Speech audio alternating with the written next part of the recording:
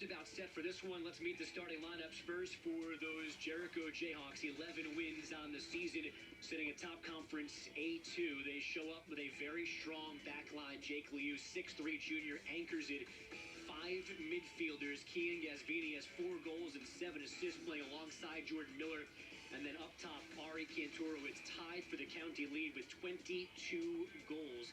In net for Jericho is Jake Levy. He's got 7 shutouts in his junior season, playing for a former goalie himself, his head coach, Donnie Graba. In his 9th season in charge of this Jericho program, the first 3 seasons ended in state titles.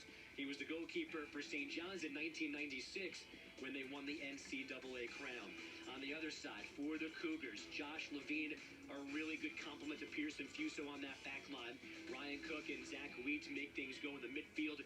And then a late change to the lineup up top as Jason Sabayon takes a seat on the sideline, but his brother Brandon stays up top. In goal for Bellmore JFK is Joe Balik, second-tier starter, 3 shutouts so far for him this season. For head coach Ari Bisk, in his 5th year, after 1 year running the JV here at Bellmore JFK, Ari played at Adelphi and Valley Stream North, which now brings us, Dylan, to your Verizon Fios One Sports keys to the game. Jericho was in a great situation a year ago. They were rolling going into the last 2 games of the year. They lost. They didn't win a conference crown, so they need to learn from last year's mistakes.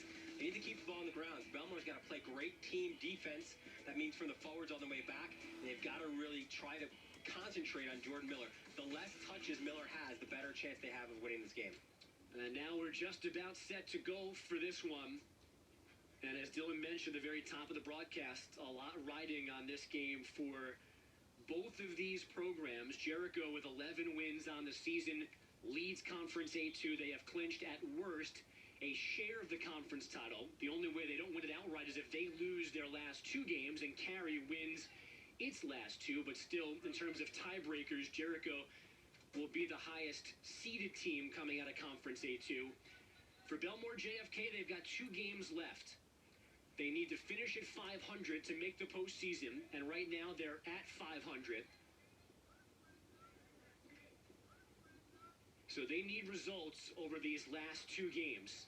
2 ties or 1 win and something else are good enough, but a loss today complicates things going towards their regular season finale against Roslyn. This is Jericho in their road white uniforms, and that's Ari Kantorowicz feeding in the middle for Tony Kamasuli. They bump him, and Fuso gets his first touch on defense.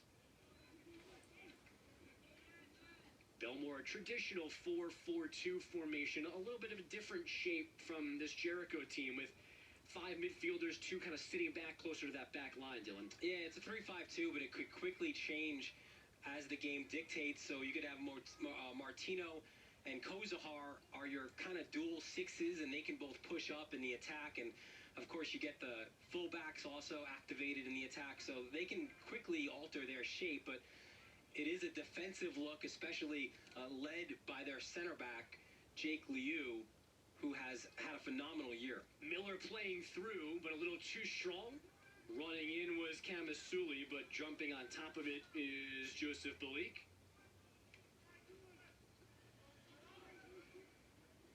Balik, a 2-year starter, really good shot stopper. Soccer, his primary sport, has done a lot better of a job Balik has with communicating with his defense. But again, Jericho with the ball, and it's Miller looking for options. This is a dangerous Jericho offense. They have 49 goals on the year, 22 of them from number 21, Kantorowicz. 22 is tied for the county lead. It's 8 more goals than Bellmore JFK has scored as a team this season. Yeah, and also Braga said to us in our conversation leading up to this game that in his time, in his 9 years as coach, he hasn't had a player score that many goals. You know, you go back to one of their state championship teams, and you had one of the Mendola brothers, one of 4. That was Derek. He was the first one to come through. He had 19 goals and 11 assists, but that also included their run through the playoffs and into the state championship game. Already 22 goals, and there's still 2 regular season games left.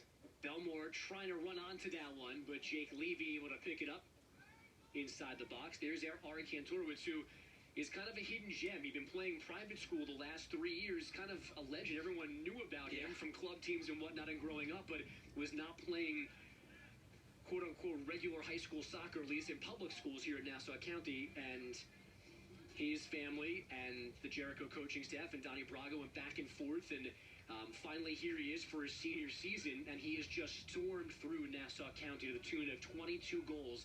They've won 10 straight games, and he has scored in each one of them. No, you're right, and the interesting story, or part of the story about him, is it's a story about trust, and really Donnie Braga said that he and his coaching staff had to earn Ari's family's trust and vice versa, and to say that Jericho, as a cross gets behind the goal, that Jericho would be the right fit for Kantorowicz instead of where he was playing previously. And after, I guess it was, he said about a year and a half of this dialogue, finally Kantorowicz decided, or the family decided, to have him at Jericho. And as you mentioned, now all of a sudden there's Division I interest, right? UMass, Cornell, Delaware, all looking at a player that Braga calls a diamond in the rough. He has a 5-goal game to his credit this year, a couple of hat tricks, and again, a goal in 10 straight, and he has scored in 11 of their 13 games overall. That's production. That consistency, you don't always see that often. The Cougars in their home green trying to build something here. They're expecting, coming in, their head coach, Ari Bisk, did not pull any punches, Dylan, talking to him a couple of days ago. He knows this game is going to be about defense for his team. They expect to lose the possession battle. They need to be smart, stay back, stay compact, and not get beat. Not have to play from behind too early in this one today. Yeah, that's what we were saying in the keys, right, where they've got to play a composed team defense. That means sliding as a group. You know, we use the word slide, right, when we talk about lacrosse. Well, it's the same concept where as a unit, as a group, not just the back four, but collectively the whole 10 guys in front of the keeper have to slide to the one side. The pressure, he said, will come when they want to keep Jericho on one side. See, right now you see the pressuring of the ball, and they win it right back. Playing out wide, this is Brandon Sabayon looking at the middle, and Jake Liu boots it over the end line. It'll be a corner for the home team.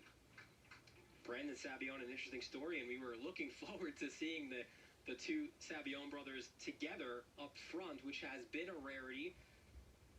First time for Bisk in his time as a head coach that he's had two siblings on the team together.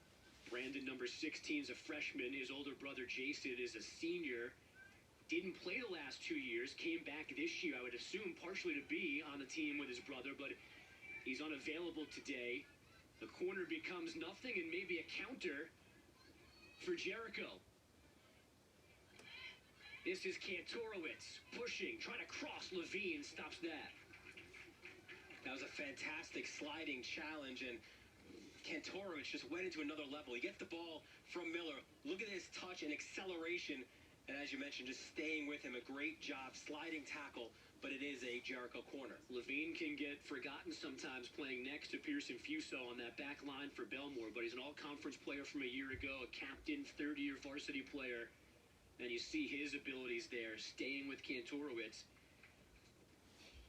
And now it'll be Jordan Miller to take this corner from the far corner, looking into the sun from our vantage point, which would be the same or similar at least to the defenders and the goalkeeper for the home team. They play it back. Marcos Yang steps up, chipping into the middle, and Infuso clears it for Bellmore. Yeah, I expect, Andrew, you'll be saying that a lot. Infuso clears for Bellmore. That's pretty much the guy who will win those balls and clear balls out of the back, and he'll also be that first point of attack in getting the ball out for the Cougars. He might be their best offensive player on top of being their best defensive player. He'll move forward a couple of goals on the season. Good pressure here from Jericho trying to get the turnover in the middle third, and they do with Miller controlling.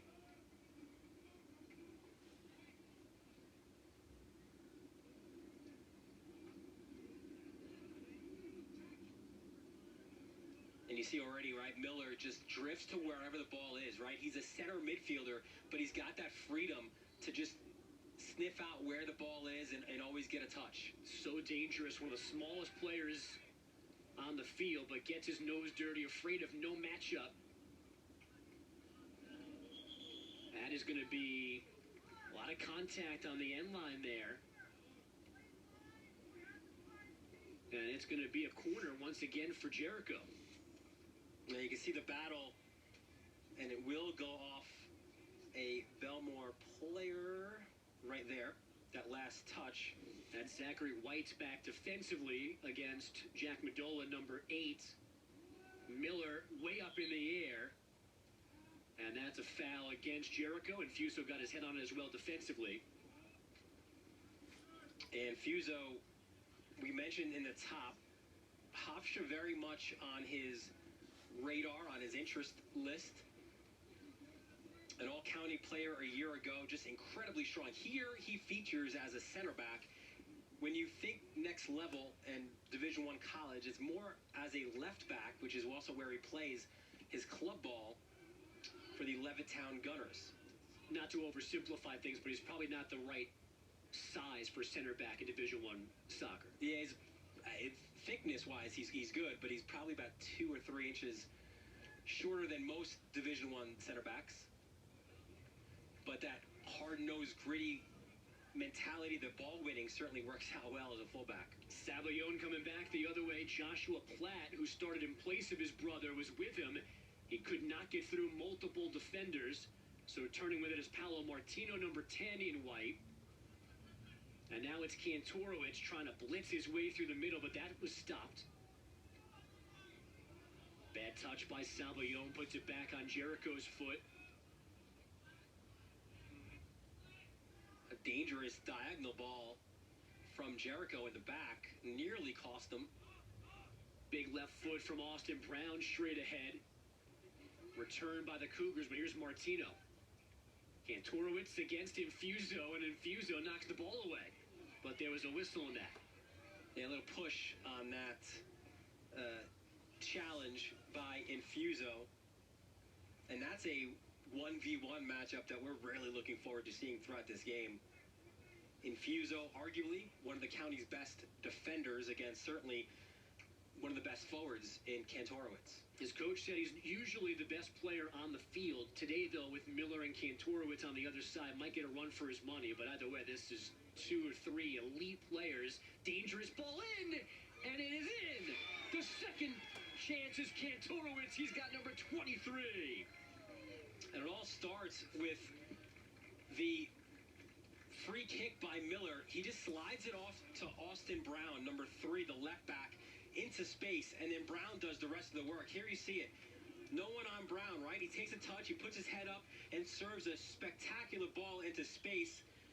It makes the goalkeeper, Bulik, have to make a decision, right? So he dives at the ball, he gets a piece, and it's off the crossbar, and that's what goal scorers do. Kantorowicz just, sometimes you're in the right space and right place, and that's what Kantorowicz was, where he just cleans it up in front of goal. So his 23rd of the season, an 11-game goal streak, and now a tally in 12 of their 14 contests. Not knowing what else is happening around the county today, as far as we know, he now leads Nassau County with those 23 goals. Yeah. And this remarkable one-off season as a senior for Jericho continues for Ari Kantorowicz. Now it's Brown pushing forward again. And you've got to give Miller so much credit, right? He'll get the hockey assist, so he might, technically it's not an assist on the play, but it's just that recognition, seeing that there's open space right in front of him, gets it to Brown, and you see Brown, the 2-year starter, the junior, just gets his head up and serves a great ball. He's a guy they wanted to push up in the field to be more of an attacking threat, Brown. And we just saw why. Yes. But when Austin Chen went injured, he hurt his knee early in the year. That meant they needed someone to fill in at left back, and Brown has done so really since the very beginning of the season. He's done so well. Paolo Martino is forward. Into the corner goes Jericho. Martino's got it back. Bialik a save. Joe Balik just missed controlling that Austin Brown entry that led to the Kantorowicz goal. That time he had the answer from Martino. And Andrew, when we said he's a good shot stopper, you see exactly why there. He just got a great read, dives out, parries it out enough to make sure that the rebound isn't right in front of him, too, which was really important. But Jericho continues to attack. More speed down the wing. played away from danger for the moment. But Bellmore JFK very much back on their heels right now, already down an early goal. And you can see Jericho just buzzing right now, right? They're moving the ball. They're getting quick touches. They're getting their head up. But I think more than anything right now is they've got space, right? Time and space to operate. And there's Infuso. Chased from behind. Gets it forward for Platt. Look at the size differential here between Platt and Liu.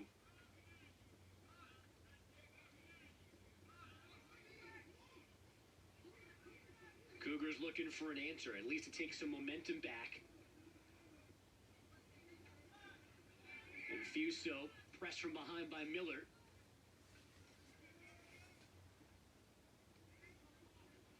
This first half, almost 15 minutes old, as expected. Jericho winning the possession battle, now up on the scoreboard as well. The tally from Kantorowicz, into the middle it came. Second chance, blocked by Liu. The defender took that one right in the midsection with the net open. Wow, what an opportunity for Bellmore JFK, and it starts with a run. There you see it. Nice run towards the end line. The ball is crossed. The clearance falls right to a Bellmore player, and as you mentioned, a great job by Liu to clear it off the line. Levy not in position to make the save, and great job by Liu. A team save there for Jericho. They don't get the finish, but they certainly like this possession and the chance, Dylan. And I think as there is an opportunity, roll towards net, an easy save. That was White's.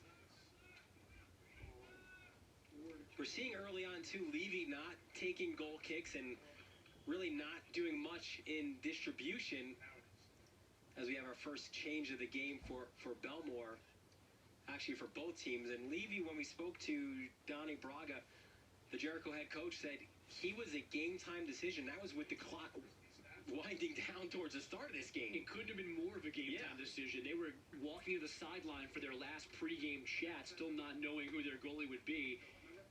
And it's Levy for now. Tested from deep, takes that one on a bounce. And I think that might be the extent of what he can do right now, is just dropping the ball back to one of his defenders. And with everyone so technically sound on the Jericho team, that's fine. They can play out of the back. You don't need long goal kicks. You don't need long throws.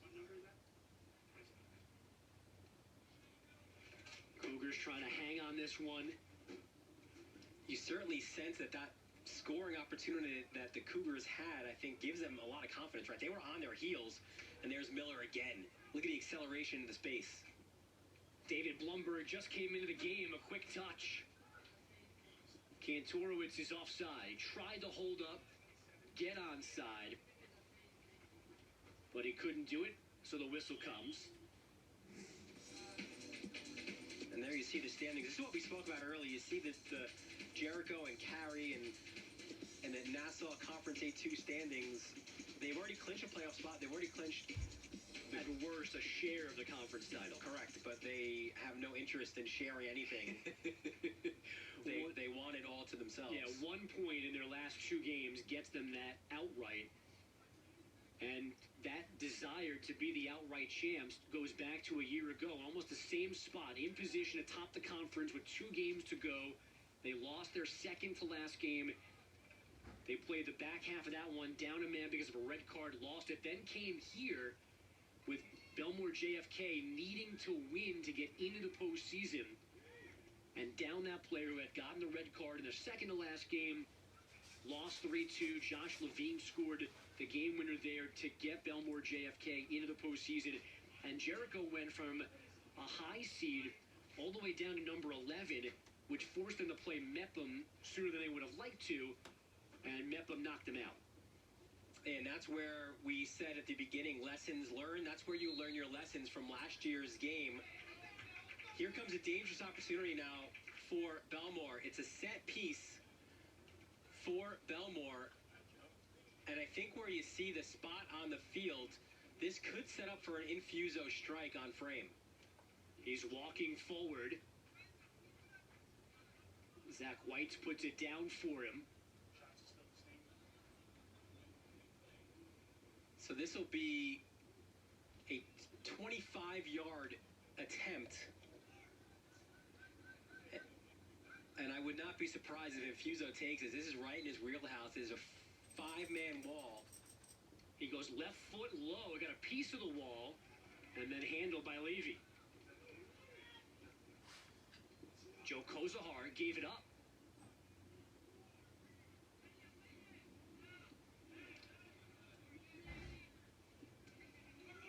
Cantoro is way back on his defensive third, trying to regain possession for Jericho. Nicely done. Good turn by Whites. Ryan Cook, number 27, working his way down through the middle of the field. Long, lanky, good creative offensive player, but he lost his footing there, and away come the Jayhawks. And he's still down. They'll likely stop the clock. Kantorowicz yanks his way past Infuso, and now the whistle comes on the other end. Cook is up. Yes, 21-13. He seems to be okay. He stayed down. I didn't think he went down injured. I thought he went down tired. And then he stayed down longer than expected. You can see him bending over here. Yeah, just slipped a bit and fell awkwardly. And maybe that one little reach with his right foot might have tweaked something in the midsection. He's going to come off the field right now, gingerly to the far sideline. And that is a loss that Bellmore JFK can't afford at any point in the season, but certainly now where they need results to get into the postseason. They are 3-2 inside Nassau A2. You need to be 500 or better to make the postseason. So they're right now, they are fine. Yeah. And there's confidence that they play a Roslyn team at their last game of the year that has struggled this year, but you don't want to need a win on the last day of the regular season. Right. Top of the table today against Jericho, and then Roslyn near the bottom in their regular season finale. They can't rely on that. You can't just assume anything, as you said, in any kind of game. But we can say that it is a nice security blanket that, you know, today a home loss to Jericho is no bad result in theory. They have the ability to bounce back against Roslyn. I think even better for them. I mean, of course, the best case scenario is to win today, right? But even you could still feel really good about yourself if you get a draw here today, because now you don't need that win that last game. You can get a draw in the last game as well. So you've got even more of that security blanket you mentioned, but they've responded well, I think, after conceding that early goal. Had the glorious chance with Jake Levy out of the net, but a shot went right in the midsection of Jake Liu instead of the back of the net. And then you know that Infuso wants that free kick back. It just skimmed the bottom of the wall, and it kind of just bounced easily into Levy. David Blumberg right down below us for Jericho. As they said, they play 16 or 17 deep on a bigger roster from top to bottom than Bellmore JFK, and the Cougars will not sub in that many players. But Donnie Graba uses his bench, keeps his guys fresh. They're French as well.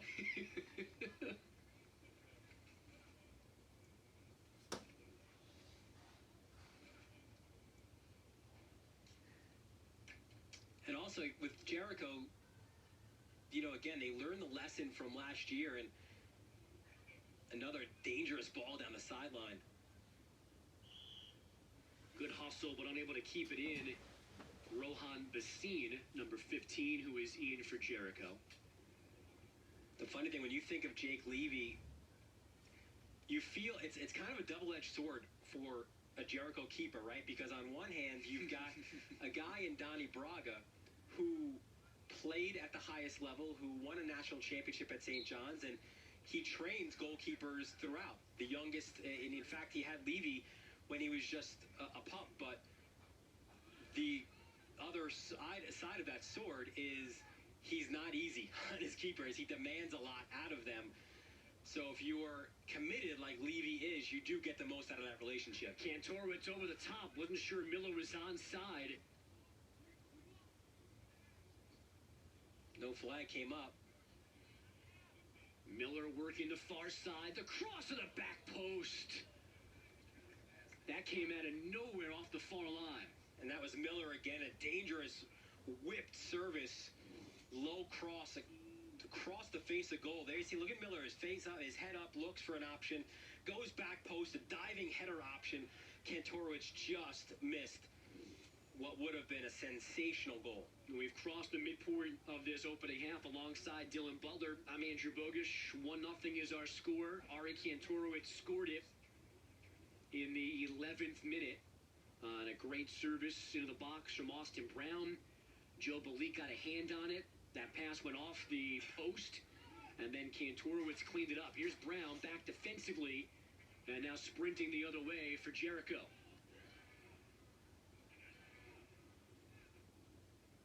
I like what I've seen so far from Brown. You can see the physicality, but also just that explosion up the sideline just gets dangerous. And again, as you mentioned on that goal that we've had, just a perfect ball.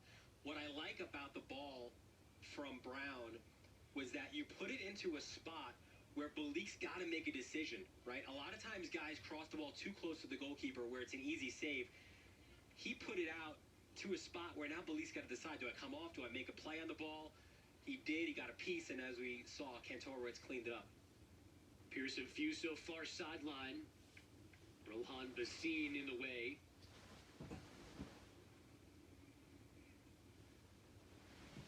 Good news for Bellmore JFK as Ryan Cook is back in the game after that injury as he pushed forward on offense.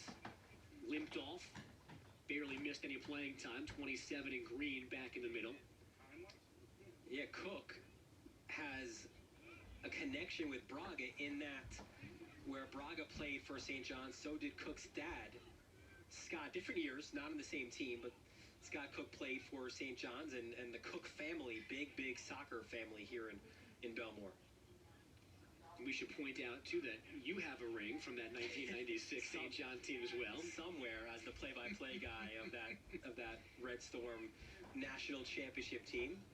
Put a nice pregame hug from your buddy Donnie, your classmate. Yeah. Along for that magic run. I remember that, being as a New Yorker myself, that was on the news. That was a big deal. It was the first national title period for St. John's athletics. Yeah, any sport, and it was a great ride. Another person who was involved on that team, Carlo Acquista, now the head coach at Fordham University, and we see a lot of Carlo as there's the ball played back, and he was only a freshman on that team. Braga earned the starting goalkeeping spot. Which is interesting about Braga was, as here's a dangerous opportunity. We'll get back to that. Quickly taken by Miller. It's Blumberg chipping it wide, going into the goaltender Balik, who pats Blumberg on the back. The quick restart from Miller off the foul.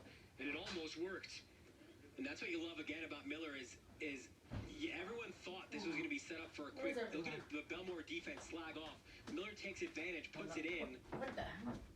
No foul given in the box, but that's one where you've got to keep your head on a swivel. A lot of times you see in pro or college soccer a defender just stand over the ball just to allow his team the opportunity to get back and settle their defense there. Nobody was even looking, and Miller tried to take advantage and played a quick ball. But yeah, so with Braga, he played at Syosset High School, was a star there, but he wasn't the only star goalkeeper on that team. Sal Fontana was the kind of co-keeper, and Fontana got some looks, youth national teams. Fontana goes to FIU, Braga goes to West Virginia, then transfers to St. John's. Fast forward to his senior year, 1996, they play each other in the national champ, two Syosset goalkeepers against each other in the biggest game in the year. And I think I read that there were 20,000 people at that game. Richmond, Virginia. It was incredible. They flew Luke Harnaseka on a helicopter from Queens. It was memories, it's the cliche to say, right? But it was memories of a lifetime, and Braga still has them and still has connections. You still speak to players from that team, and good to see Braga certainly now putting his stamp on this Jericho program. And you put on that stamp immediately. This is his 9th season in charge. The first 3 years, 2011, 12, and 13, they won New York State. No other boys coach in New York history began his tenure with 3 consecutive state titles. And Jericho at that point was just the second program to win 3 straight state titles. Southall had done it on 2 different occasions, late 70s, early 80s. And then Jericho did it 11, 12, and 13. They joked with us that it's been a while since they've had a title. I said, it's not that long, first of all. And second of all, when you look at the makeup of this team, as Miller tries to spray a long ball towards the far side, the makeup is there that this team could make a deep run into the championship this year as well. There's some contenders, certainly. It's hard to get off Long Island in Class A. You've got Garden City, a team that's already beaten them. On the other side, you've got Amityville, that's a nationally ranked team that's a defending state champion. A 2-1 Garden City final, the second game of the year. The next game of the year, scoreless tie against Great Neck North. Those are the only non-wins on the Jericho docket. Now, that Great Neck North game, according to Donnie Braga, they took 40 shots in that game. They hit multiple crossbars, multiple posts, and they missed 2 penalty kicks. They could have won 8-0. They played a scoreless tie. Yeah, but from that point on, and that's also where the leadership comes in, right? So it's Miller and Kantorowicz took those. They almost called them 2 losses. Yeah. That's how much that tie, as you see the foul setting up this free kick. Well, the next game they were down 1-0 halftime to Hewlett, and that's when they rolled from there. And they both took it on their shoulders, and they haven't looked back since. Another dangerous opportunity. You can see some space down the sideline here. Good job by Brown to figure it out and go and track Whites, but look for Infuso with the head towards the far post. Ty Gelman, freshman outside back, is up for the kick. Bending it, wanting a teammate, comes back in his direction.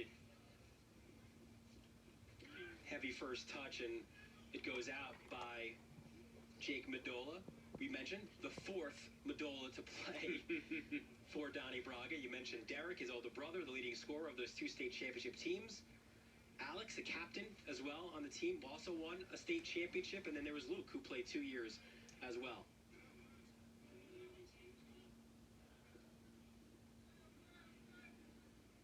I think, unfortunately for Donnie, that might be the end of the... You'll have to look for another family dynasty to help things out. Jericho countering. Here is Medola on the far side. Miller turned middle, but got cut off. Ball goes out of the sideline for a throw. That was Brendan Savoyone back defensively, playing it over the near line. Subs on both sides as we are just about under 10 minutes left in the opening half.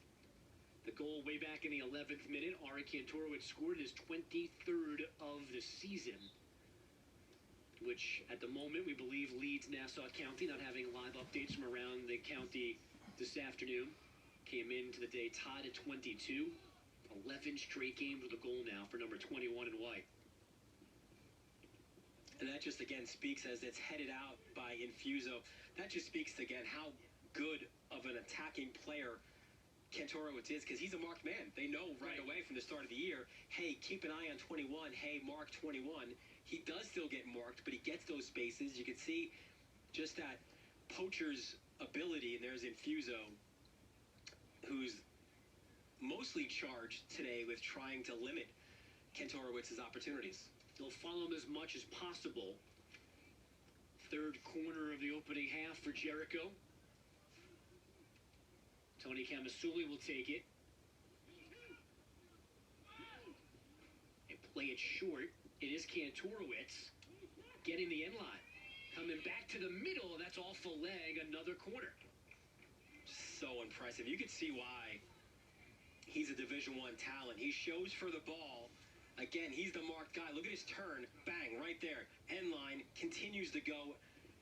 And then he gets the shot that gets blocked out for another corner.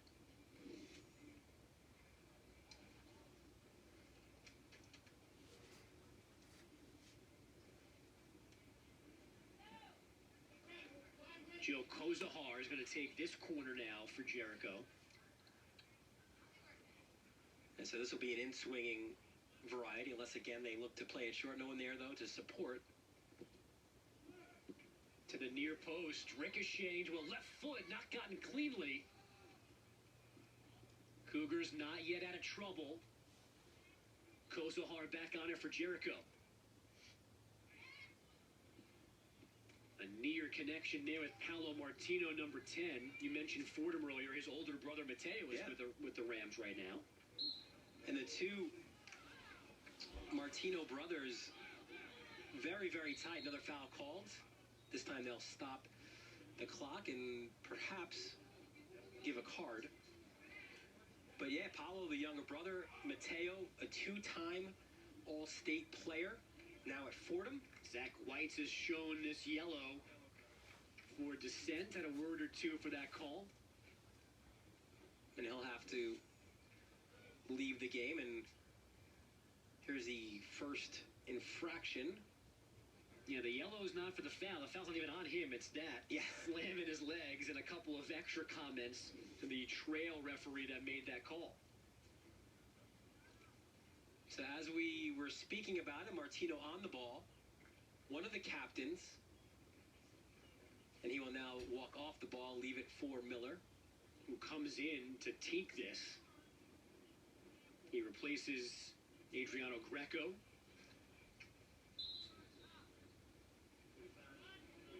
Miller's created a couple of dangerous chances here late in this opening half. I'll tell you, if Brown just starts to run, he could be another option. Good punch by Balik. Marcos Yang steps forward for Jericho, playing wide.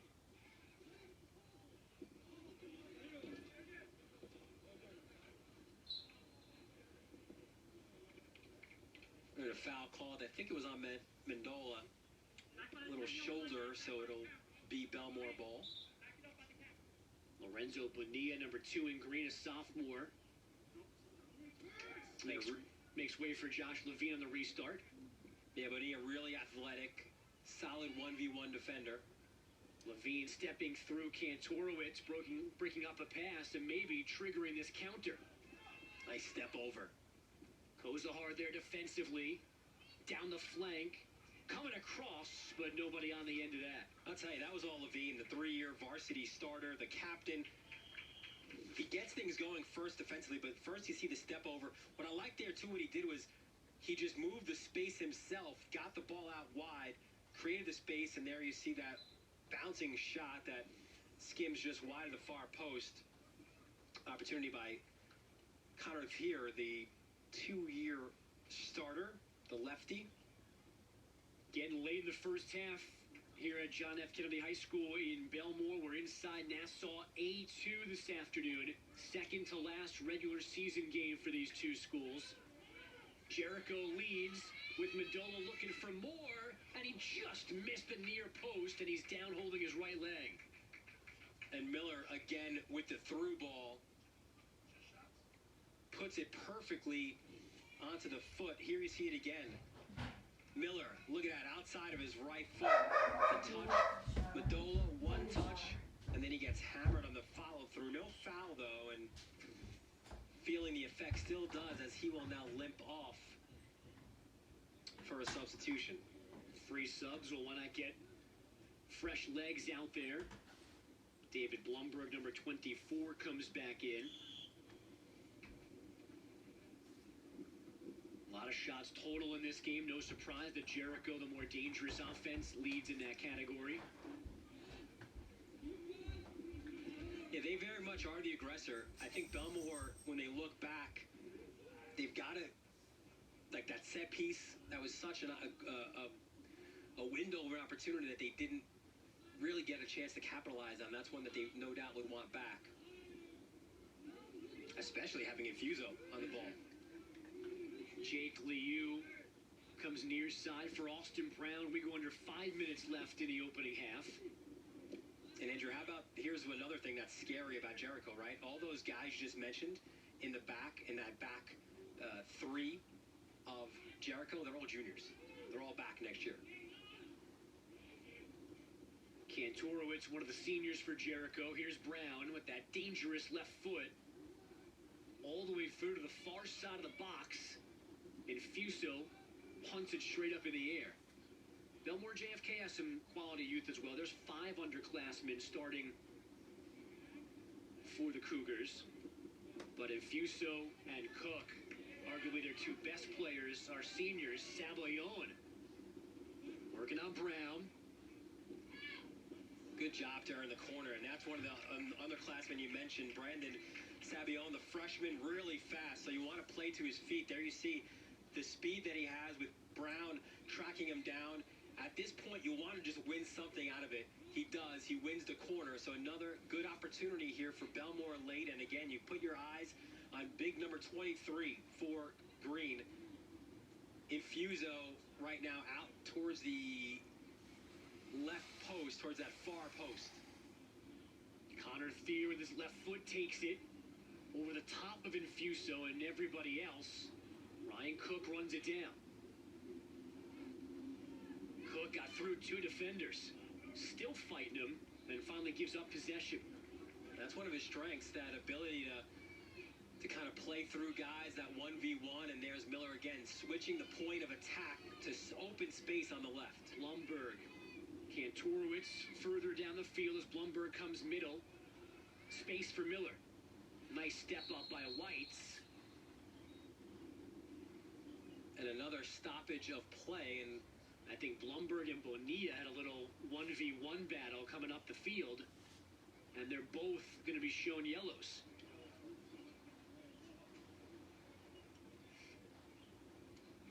.24 in white, 2 in green. We're coming back up the field in the middle of all of that. Man, there you see him on the ball.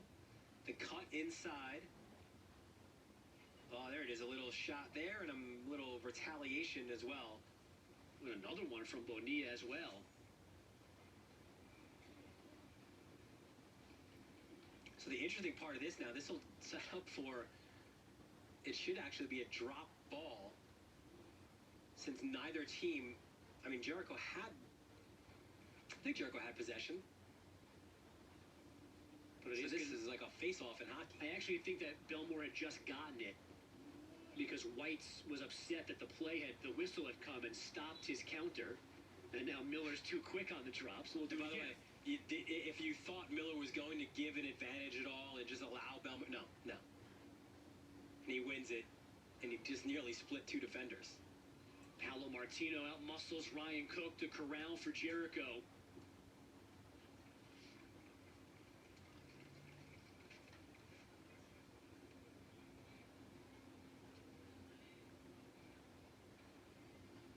Far sideline creeping into the shadows here later in the afternoon. Late in the first half, the Cougars fighting for their playoff lives on their home turf, down 1-0, trying to find something late.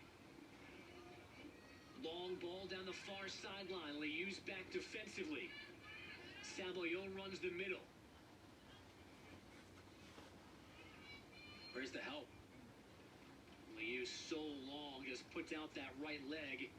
A throw-in coming for Bellmore JFK. You mentioned Sabayon makes the run towards the far post to open up some space, but there was no one there to help out, to maybe play the ball off, maybe play a quick 1-2. Instead, it goes out for a throw as we creep later and later, under 90 seconds left now in the first half. Another throw. That's Ty Gelman, number 4, over there for Jericho. Or, excuse me, for Bellmore JFK.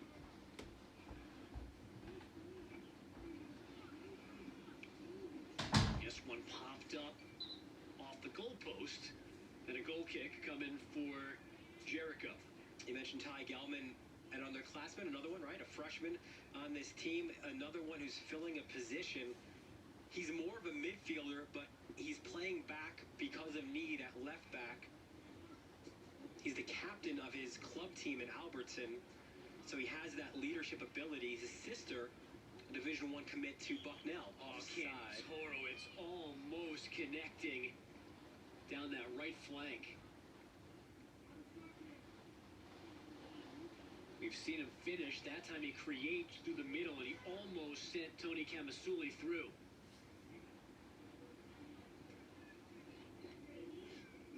Torowitz has the goal, his 23rd of the season. Back in our 11th minute. Now it's Miller 1v3, and he drew the foul. And again, you've got to look and protect it. Whoa, we gonna get a handball here right before the horn? No, I think the argument is that the space, the 10 yards weren't given for Miller to give his free kick. This time I thought it was a good decision by Levine to just be in front of Miller to not allow him to take that quick free kick. Eric Rubin, Al Guzzo deciding this, talking it over. If anything, it should be an encroachment on the free kick. See Miller quickly putting it down. First of all, it's got to stop completely, so it hasn't yet. And then you see Levine jump in, and I think they'll actually say that was the half. Certainly looks like that. There's the explanation to Donnie Braga on the far sideline, and you can see him disagreeing with the explanation he's getting, but he certainly likes the scoreboard here at halftime. It's Jericho leading 1-0 on another goal from Ari Kantorowicz. The second half's on the way on Verizon Fios One Sports.